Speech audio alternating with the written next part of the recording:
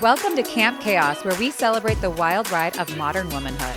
Join us as we dish on motherhood, life's ups and downs, and all things pop culture that we know you want to talk about. With special guests and expert insights, we're here to empower you through the chaos of everyday life. Consider this your ultimate escape from the hustle and bustle. And as always, parental guidance suggested. Camp is now in session. Hello, welcome back to another Pillow Talk episode, our favorite, sitting in bed, chit-chatting about a whole lot of nothing. No, I'm kidding. Today is actually very important. We are talking about the fourth trimester, which in my opinion is the hardest trimester you experience. Yeah, but you're making it look like it's the easiest one. But that is what I'm here to correct. I hope so, because I'm frustrated. I'm like, how do you have your life more together than I do, and you just had a newborn baby? No, I am here to correct that and here to explain. You want to cry? Are you going to lay down? Am I going to do some physical therapy on you? Or are we going to finally let it out? All of the above. Thank God. So the fourth trimester is obviously right after you give birth, and there's a lot that comes with the fourth trimester that isn't talked about, and there's a lot that comes with the fourth trimester that you may not know if you're a first-time mom. How about starting with the fact of that I didn't even know there was a fourth trimester as a first-time mom? I know. I feel like I heard people say the words fourth trimester, Okay, I never but did. I didn't really. I'm like, what are these people talking about? Yeah. They're going to be in heaven with their newborn baby. Like, there can't be a fourth trimester. There is. Yeah. And it's unfortunately the hardest part. Yeah, it's very hard. In my opinion. So we're going to go through like a couple different parts of the fourth trimester and just kind of go through. And because it's so fresh for me, by the way, I'm still in my fourth trimester.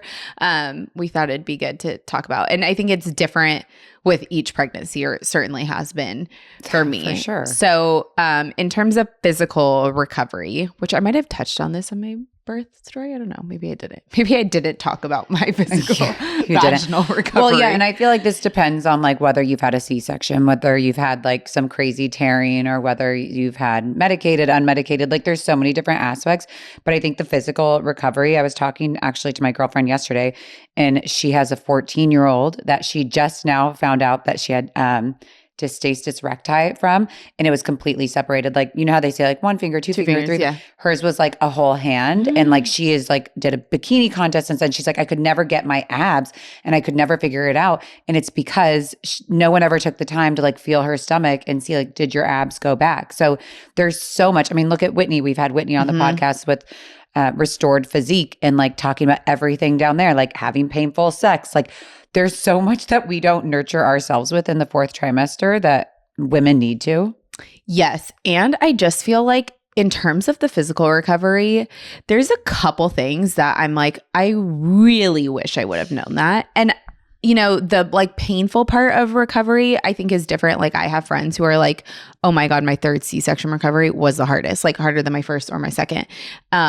For me, like my second vaginal recovery, this vaginal recovery was so easy. My first was brutal. Yeah, horrific.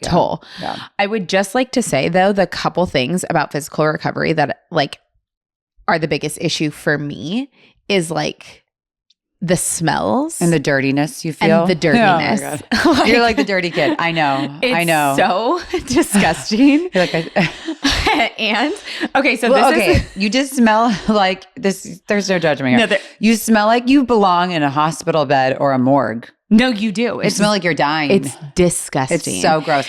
And no matter how many times you shower, it's still there. Did you ever do a sitz bath? No, I didn't do the sitz bath. Well, because like a sitz bath is like you put all the concoction in there and like you sit in the sits. But it's like also feels weird when you've had like crazy amount of stitches. Like I shouldn't be soaking. Right. There's vaginal steaming that people do. Like there's a lot of things that you could do. I think the problem is you need this set up in advance of actually going into labor and having your baby, because like you're just hanging on by a thread trying to take care of a newborn. Exactly. Like you're not like, oh, where's my herbal? You know, you're not doing all those things, unfortunately. No, you're doing the basics, and I'm just gonna get like so graphic. But okay, so you saw like my little postpartum cart that I have set up, which is just the basic like Tux pads, Dermaplast. You're so organized. I was like, oh God. The Freedom On Peri bottle, and then I always do like a big grocery bag of like all the pads that are gonna go for that day, right? Because I'm like switching out my pads. The trash? Well, I don't want it in my normal trash that like is sitting there open. It's like you need several diaper pails. Right. So it's like, this is my thing. And then I always tell Jerome, like, don't even go in that bathroom. Like, it grosses me out. So please use a different restroom. Yeah. And like, I feel bad saying that, like, oh, it grosses us out because like there's something like this is like Mother Nature and like it's supposed to, but it's just. No, it's the smell that grosses me out. Like, that is the worst part. And and then like, I don't know about you, but even after like a C-section, like you still pass things. Yes, you still pass things, but the vaginal recovery, like passing things is so crazy. I remember as it was like 3 weeks ago. But you know, when you're like, I'll be sitting in bed nursing and I like feel. Well, and I feel like nursing brings it on to like your uterus. You feel and it's like, oh, there's a slug. There. I just birthed a snail. Yeah. I'm sorry. I can't breathe. I'm going to be right back. Be in the bed. That's true. Okay, so that is like you're lucky if it's a slug and not like a sea slug. No, truly, you really are. And then like this time around, I was way better about like waking up and showering in the morning because I'm like, and then you shower before bed, and then you still like repeat the same cycle. But I do think, aside from like the pain and all of that, the physical recovery, there is some mental component to just like all of this, right? Like changing your pad, using your peri bottle, having to shower, like not smelling like yourself no matter what, adds to the mental component of recovery, which is really hard. And the world goes on around you. Like everybody else that didn't just have a baby looks great and looks like adorable in their like spring trend fashion. And you're like, here I am dying. Your husband is in his normal routine. When he got up to work out, I like the daggers in my eyes were like, excuse me, like, well, and then there's little things. Do it behind my back. There's little things like you can't wear like the workout leggings that you want because you're still in a diaper, or have to wear like full butt underwear. Like you have to wear more joggers or sweatpants because you're literally in. Yeah. I remember we went to Salt and Straw. Well, and it feels like I was in my diaper. It feels like it will never end. It feels just like for those first few weeks of like, oh my God, like why am I so soft? Like feeling that softness of your stomach is hard. Like so hard because you're like, okay, there's no more baby. No one's kicking. Like the baby's here with me, and I'm just like mush. And well, you're like, and right is my body going to go back? Your stomach was hard as couldn't raw. Be. Yeah, you could feel body parts. And then I also think it's hard because you're waking up in the middle of the night to tend to baby and all those things, and then you have to go tend to yourself. So it's like, okay, you feed, diaper change. Okay, meet, diaper change, clean. Yeah. You know, you have to make sure your peri bottle is always filled up. You're lucky if you have somebody watching your older kids. If you have older kids. Yeah, no. That's a whole other aspect. That's a whole other aspect. The things that were hardest for me, I feel like physically, other than like, you know, the tearing and all that of down there, like the big thing for me was the night sweats. Horrible. I hated. I just stopped like a week ago. Yeah, like waking up. Well, I think the reason why I hated it the most is like if I had fresh hair and like you're sweating and like your hair gets nappy in the back and like curly, you're like, you just feel disgusting. Like you showered, you're clean, automatic disgusting. Well, and then it's like, okay, these sheets are not easy to change all the time. And I change mine, of course, weekly. And it's like, no, this needs to be like my pillowcase I was having to change. I would wake up to feed the baby just like actually like having to get a towel and like wipe my face. Your face is dripping on the baby. Dripping. And that was one of the most shocking parts of recovery for me when I had Miller. Nobody told me about night sweats. Yeah. And it is. I don't think everybody has them. They don't? I don't think so. I had them with all three. I had them with both and it's miserable. I thought it was like a hormone shift. It is, but I feel like not everybody experiences. Okay, well, maybe this is a sign for menopause for us that we're going to have hot flashes. Like not everybody has hot flashes. Oh yeah, maybe it's genetic. I remember my mom used to be like hot flashes. Well, I just hope that our hot flashes are when we're like late 50s. Yeah, no. But night sweats are brutal. Yeah, brutal. Adding to the issue of smelling it. Yeah. It's so gross. You just stink. Which brings us to and then your husband's like, did you go to that 6-week appointment? You're like, do you smell me? Shut up. That's what you're saying. Which brings us to the next part of recovery, 4th trimester, which is the mental part of it. Maybe the biggest part of the 4th trimester. Yeah. Also different with each pregnancy. Miller, I definitely had some postpartum. Like I was crying didn't want to leave the house. You did? Yes. Oh. Yeah, bad. I remember just one day I gave Miller to Drew and I said, you need to take him for a couple hours. I need to go into the bed and cry. And I just cried, fell asleep. I'm sorry for laughing. And then woke up. And you felt better? Yeah. Oh, that's great. Yeah. Well, and I think like we've talked about this before on the podcast, but like when you have the expectations of like what it's all going to look like, and I'm just going to take my baby to the mall and we're going to go do all these things. We're going to go to and then South you Coast and don't. eat at Nordstrom Cafe. I do think that whether you have a baby that stays in the NICU, whether you have a C-section, whether you get to take your baby home to your home, like there's so many different aspects of this. And I feel like I was robbed of a lot of it with like the NICU C-section, which like, don't get me wrong, a lot of women are. We didn't take our baby back to our home, but I feel like that all adds to it. But even in a perfect situation where you have everything lined up and it goes according to plan, baby blues and postpartum absolutely can happen, and they're way too frequent. Way too frequent. And I feel like women and partners don't know how to deal with them because it's like it's scary. It's scary. And you're like, how do I help? And what do I do?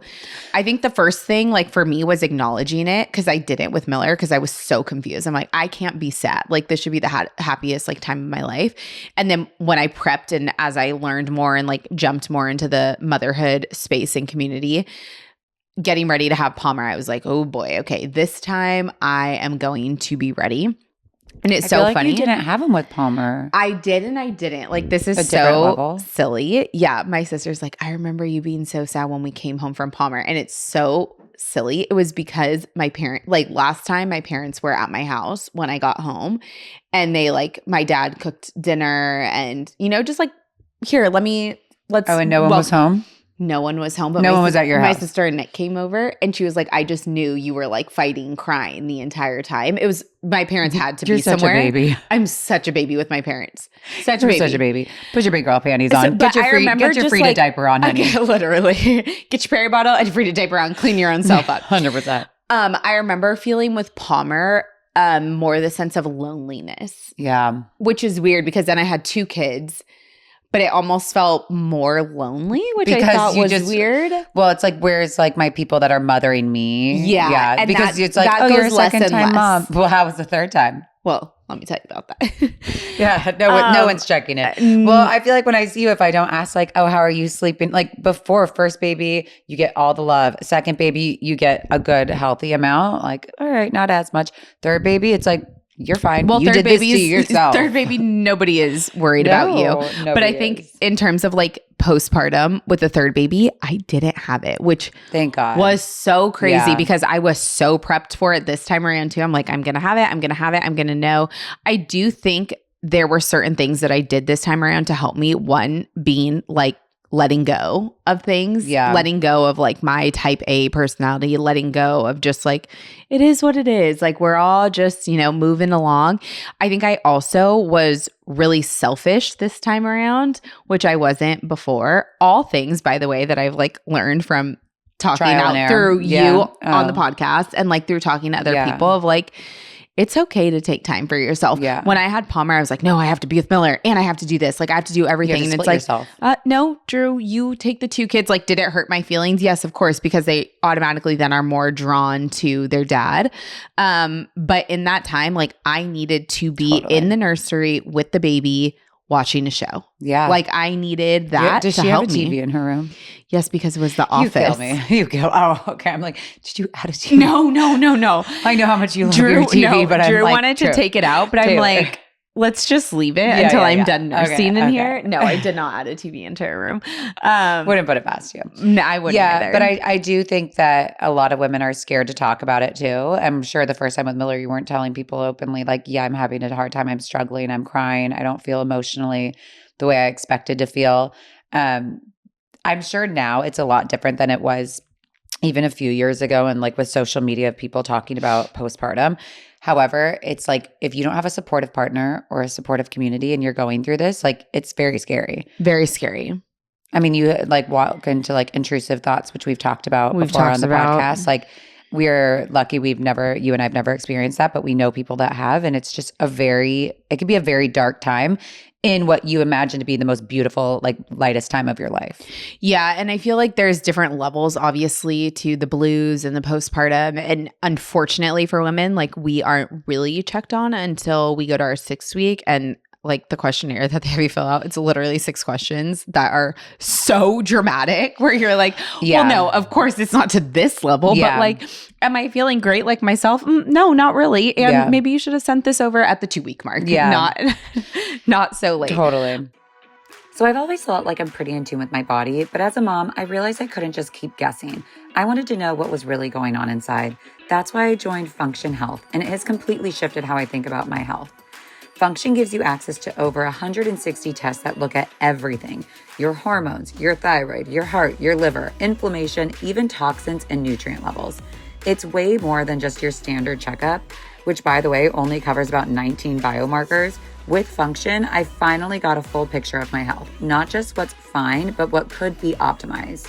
One thing that's really stood out to me, I saw exactly how stress was impacting and why I've been feeling a little bit more drained and sluggish and fatigued than usual. It gave me a real insight about how I can start supporting myself better, especially in the nonstop season of motherhood. And Function doesn't just push supplements or prescriptions, it's clear, unbiased data so you can make an empowered decision. So it's $4.99 a year and it includes 2 full rounds of testing. These same tests could be up to $15,000 through traditional routes. And right now, you can get up to $100 off your membership by going to functionhealth.com/campchaos. But hurry, it's only the first 1,000 listeners. That's functionhealth.com/campchaos. Come take control of your health with me. I promise you will never regret it. Okay, you've heard us rave about ZBiotics pre-alcohol probiotic drink. I have super exciting news. Their team just released another product to help get more fiber into your diet without changing what you eat. Fiber diversity supports a balanced gut microbiome, yet only 5% of Americans get enough fiber in their diet. If you're like me, it's probably because it's really hard to do. That's why I started using ZBiotics Sugar to Fiber probiotic drink mix every day. The PhD microbiologists over at ZBiotics understand that 95% of Americans don't get enough fiber. So they genetically engineered a probiotic drink mix called Sugar to Fiber. Sugar to Fiber turns sugar in the foods I eat into a prebiotic fiber called leave-in fiber. It's really hard to get leave-in from a typical diet, and it helps to improve the amount and diversity of fiber my body receives. I started drinking ZBiotics Sugar to Fiber because I like having a way to get closer to my daily recommended dose of fiber without needing to change my diet. It's super easy. Every day I just put a pack of Sugar to Fiber in my morning water, and I just love knowing I'm supporting my gut health with this routine. I think I've said it before, but gut health is super important to me, and we've talked about it on this podcast. That's why I'm adding ZBiotics Sugar to Fiber to my daily routine this summer. It's a really easy change to make, and it helps ensure that I'm getting the diversity of fiber my body needs. So go to zbiotics.com/camp and use code CAMP at checkout for 15% off any first-time orders of ZBiotics probiotics. ZBiotics has a 100% money-back guaranteed, so if you're unsatisfied for any reason, which you won't be, they will refund your money, no questions asked. Thank you, ZBiotics, for sponsoring this episode. But another like really big part of the mental aspect of recovery is breastfeeding and or formula feeding. Like maybe you tried breastfeeding and then have to change to formula feeding. Maybe you're still pushing yourself to breastfeed. Like all of that is just an added layer on top of the stress and the mental like recovery depletion. Yeah. And I think, the other thing that's so hard, I mean, obviously all of our phones are listening to us. Like they're both listening to us. Hello, phones. But like whatever you're taught, like when you are having a baby and you're pregnant, all of your social media, everything fed to you is about babies. Mm-hmm. So then you have this baby and like you're comparing yourself to TikTok reels, Instagram reels, beautiful like carousel pictures of like these women with their babies. And that for me was so hard with both of my pregnancies and both of my like 4th trimesters was the comparison aspect. Huge. And that even like I just told you before when we were talking about this, I'm like, people are going to come for you. You're in jeans walking around at Disneyland a week later, which is obviously an exaggeration, sort of, barely. But, at the end of the day, like we all compare ourselves. And that I think is something that can rob you of like whatever situation you're in and whatever joy you're feeling because you're like, well, my life doesn't look like that. My postpartum doesn't look like that. Yeah. How's this bitch in her jeans? Why is she doing this? How does she have clean hair? Right. And I think that I'm coming for you. I know you are. I'm coming for you like everyone else is going to. I'm preparing you. And I think the comparison aspect is real. And it's been hard for me to navigate with this third pregnancy, because obviously just having more of an online presence and like with the podcast, I want to share more. And I follow this other woman online that has 5 kids. And she just had her 5th, like a month after I had Dawson. And I think she put it really in great perspective of saying like for her, postpartum has changed and what she has needed has changed. And for her, going out and doing something or cleaning the house makes her feel better. And I don't know how to say that to people, but like that's what makes me feel better right now is like for me to wash my hair, blow dry it, put on like and you guys, like my makeup routine takes me literally 90 seconds. Like for me to do that in the morning makes me feel so much better. It is not to hop online and make everybody think like, oh my God, wow, she has her life together. Absolutely not. Like I am crying, I'm up all night, I'm doing all those things, but I'm also trying to have a sense of normalcy and to make you feel good. Yes. And I'm trying to actually share. So like even one of our friends was like, I can't believe you're hopping online and like talking about your postpartum. Like she's also in postpartum. I'm like, yeah, but I'm trying to it's helpful, I think, to share in real time what I'm going through. And for me, like I had been craving going to Disneyland. And so I was like, craving Disney. I really want to go. Like that will make me feel a little bit normal. We didn't bring the baby, so I brought a pump. Like it wasn't, this is not normal for other people, but this is my normal. Like this is what I was doing before. I literally had to stop going to Disneyland at 37 weeks because the baby was going to come out, or 36 weeks. Yeah. So like this is my normal. In terms of like the body thing, I hate to even address this because I feel like it's so tricky. Well, yeah, and not to mention that like no two bodies are the same. Well, that's but the thing. I have said to you, you have earned your body. Like I said to you this third pregnancy, you never looked like, I didn't know you with Miller, but like you look so good this pregnancy, but you earned it. Like you ate so good. You ate clean. You measured food at times. Like you were very regimented and you worked out really hard. Yes, that is what I do. Like, I do like to say that. I'm like, it wasn't on accident. Well, I work harder in pregnancy for this postpartum, where some people would rather like enjoy pregnancy and then work after. But for me, I'm barely working out, maybe once a week, maybe 2 times if I'm lucky. So I think in the body aspect, but even for me, like my body still isn't what it used to be. Like there's still loose skin and there's like, let's not even talk about this. Like it is. There's just difference. It's different. But I think, that part for me is one of the easier aspects. Also, it's like genetics, like whatever, I happen to have like my dad's Felix side, which is like very naturally more muscular and lean. Like my aunt is beautiful and so is an insane body. So there's like a lot of things when it comes to DNA. To the postpartum body. Totally. And, I think that when you're looking at like your body, obviously it's the greatest gift. And like I hope all moms get to this where you look at your body and think, this may not be the body of what happened before I conceived this child. Right. But honoring like the gift of what your body just gave you and made is so incredible. And it brings us to like another part of what is so exciting in the 4th trimester is getting to know the little person that you created. And like their personality, which like, don't get me wrong, it doesn't come out right away. Like they're like little squishy mushy, like defrosting humans. But learning your baby is so beautiful. And hopefully for everyone, obviously not for everyone. We just talked about postpartum and baby blues. But that is like to me the most exciting. Oh like, my God. You fall in love with like a different part of your heart that you didn't even know. It's just like, it's so beautiful. It's the best. And I have been loving it so much more this time around. And that's what I keep telling everyone. You're cherishing it because I was so scared to have number 3.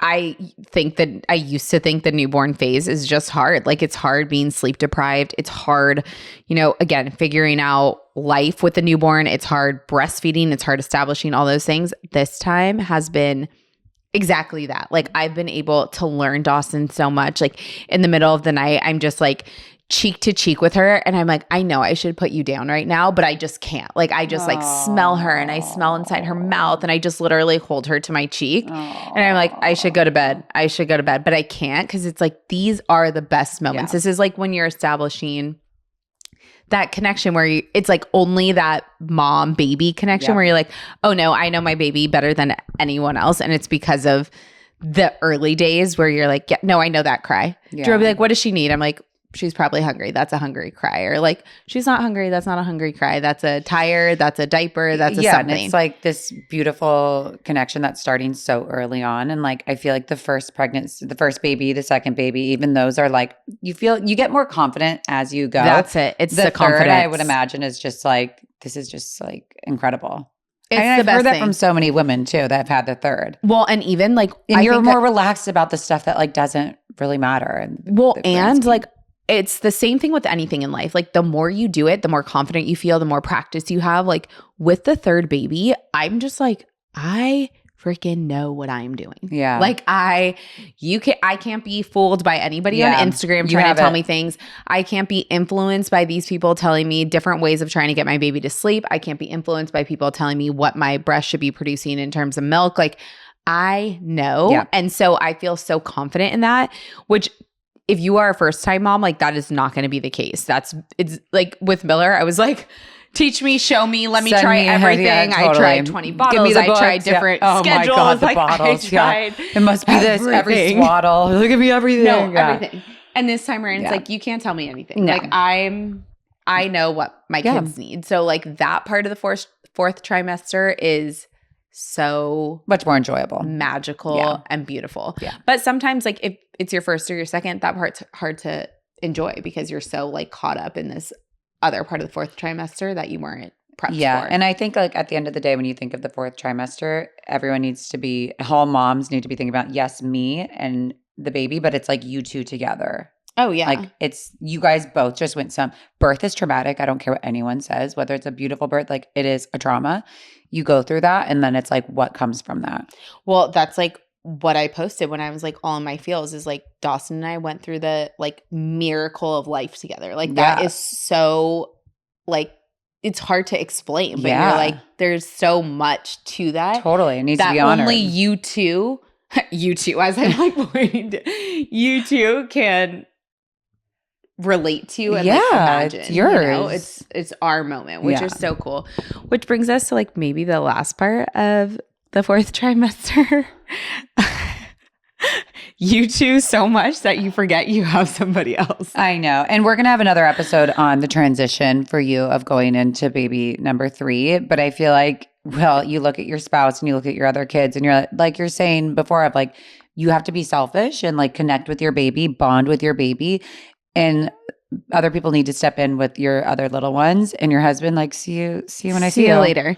Well, I let you know, because we are going to talk about it in another episode. But I think in terms of the fourth trimester, like, the hardest part of your relationship shifting is you're both on lack of sleep, and you both have lost patience when your patience needs to grow. Like, if you're a first time parent, your patience grows so exponentially in that first year that you're like, how was it? Oh my God. Like, I was so not patient before. Cause like, I mean, we are so patient with the kids. Like, it's kind of crazy. Yeah. But it doesn't come naturally. No, like, you teach yourself that through parenthood. Yeah. You have no choice. But then, like, you know, even with the second or the third, it's just that fourth trimester, whether it's your first kid, whether you have multiple little ones running around, like, sleep deprived, having to practice patience, and then having to somehow still keep your relationship what it was before. Let me just say this. It is not possible. Yeah. It is impossible to keep the same relationship. Changes are happening. It's happening. And if they're not, normal. Then, you will adjust eventually to a new normal. But like, if you are just thinking to yourself, my life is falling apart. No, it's not. This is like very normal. Your relationship with your husband should feel very hard during this fourth trimester. Well, and I do in a way think that it does fall apart, and it's how you put it back together. It completely falls apart in the fourth trimester. Yeah. Like, they can't say anything right. You can't say anything right. You're never on the same team. you know, someone is trying to one up the other. This is just like, you know, like I said, I'm very much in the 4th trimester still. And like, it is getting harder in terms of relationship as it goes. But it's like, we know it's going to all go back to normal. We're always like at the end of the day, like, it's these kids. It's not you. It's not us. It's these kids. Yeah. But I think it's very normal to feel completely out of whack and out of control in your relationship in the 4th trimester. But the good news is the 4th trimester ends. It does. At 3 months. And then you actually kind of look back and you're like, well, there's a reason why the baby was sleeping anywhere and sleeping so much and like napping all day. And because then you get into like harder where it's like, don't you think that now looking back, like as hard as it is on you physically, it's almost the best with the baby? No, it's crazy. Like even recently, I mean, Dawson's 8 weeks, just turned 8 weeks, and she's already more awake. I'm like, wait, no, you used to not make a peep. And you used to lay in the Bjorn and not say anything. Yeah. It does get easier. And even like, okay, so I'm 8 weeks out, and the beginning, like me talking about the bloody and the grocery bag, like that feels like a lifetime ago. I sit in my bathroom and I'll like go pee, and I'm looking, because I haven't cleaned out my postpartum thing, I'm looking at my peri bottle like, that was another lifetime ago that I was like clean. And it wasn't. It was not even 2 full when you're months in it, ago. Though, it's like you're in it. And you're but like, that's why we are able to do this. And I think if you are in the 4th trimester like me right now, the best thing is, one, to like listen to people or like talk to other moms who are actually going to be real and raw with you about what the 4th trimester looks like, but also to know that there is an end. Like there is an end to the physical recovery. There is an end to the postpartum depression, hopefully. And if there's not, you should certainly talk to your doctor. But there's an end, like your baby will sleep eventually, or you'll figure out a way to get them to sleep. This too will pass. It will all pass. And you'll look back and be like, damn, we really just did that. We really just did that. Oh my gosh. Well, thank you guys for coming with us on the postpartum. If you're in it, we feel you. I'm with you. You're with them. I'm with you. I've got another month in my 4th trimester. So, but hang in there. You got this. Thanks for tuning in to Camp Chaos. We hope you enjoyed today's episode. If you liked what you heard, don't forget to subscribe, rate, and review our show. Connect with us on social media at Camp Chaos Podcast. Until next time, campers.